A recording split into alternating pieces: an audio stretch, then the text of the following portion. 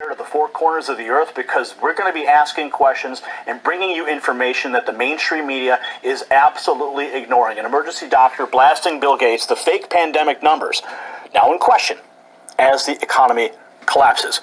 Rashid Buttar, he graduated from Washington University with a double major in biology and theology before attending medical school at the University of Osteopathic Medicine and Health Sciences College of Medicine and Surgery. He trained in general surgery and emergency medicine and served as brigade surgeon and director of emergency medicine while serving in the U.S. Army. He is a board-certified clinical metal toxicology and preventative medicine. He is board eligible in emergency medicine and has achieved fellowship status in 3 separate medical societies. Today, he serves as the medical director for the Centers for Advanced Medicine with clinics in California and North Carolina. These clinics specialize in the needs of patients with immune dysfunctions and toxicity issues, usually manifesting in various conditions such as cancer, heart disease, and autism. And for over 20 years, he has been ranked as one of the top 50 doctors in the United States. His first book, The 9 Steps to Keep the Doctor Away, became a Wall Street Journal, USA Today, and Amazon bestseller, and is now an international best-selling book translated into multiple languages.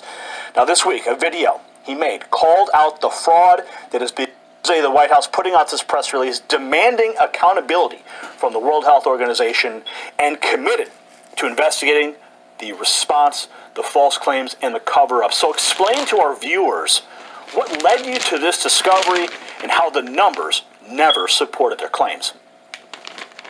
Well, Gary, basically, I have patients from all over the world, and patients were concerned about this, and they asked, and I put out in social media that, look, if you really want to know, I'll make a video about this. And I expected some people to respond. I had, 700-800 responses. Just yes, please get us the information. So I asked the question because you're hearing stuff about conspiracy. So those videos that we put out were actually asking the question, COVID-19 conspiracy ? And as I started looking at it, to me, it just didn't make any sense. Anyway, we deal with the hardest to deal with medical conditions anyway. So it wasn't a big deal. I just remembered that when I heard about the coronavirus aspect, there was one particular component that we used intravenously a lot in our clinic, and I just made sure that we had 10 times the normal amount, and that was it. It wasn't a big deal. It didn't bother me.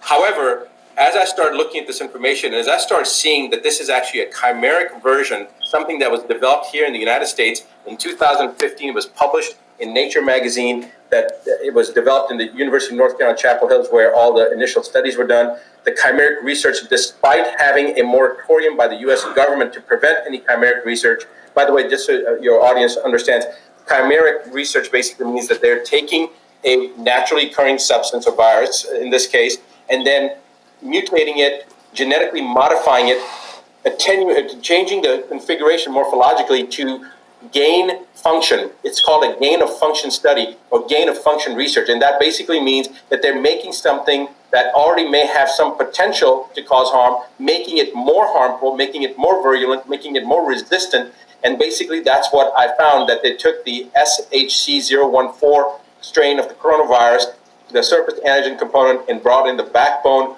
from the SARS coronavirus, put them together, and then inserted HIV and MERS orthologs on top of it to make a more virulent, more detrimental virus. Now, the thing is that if I could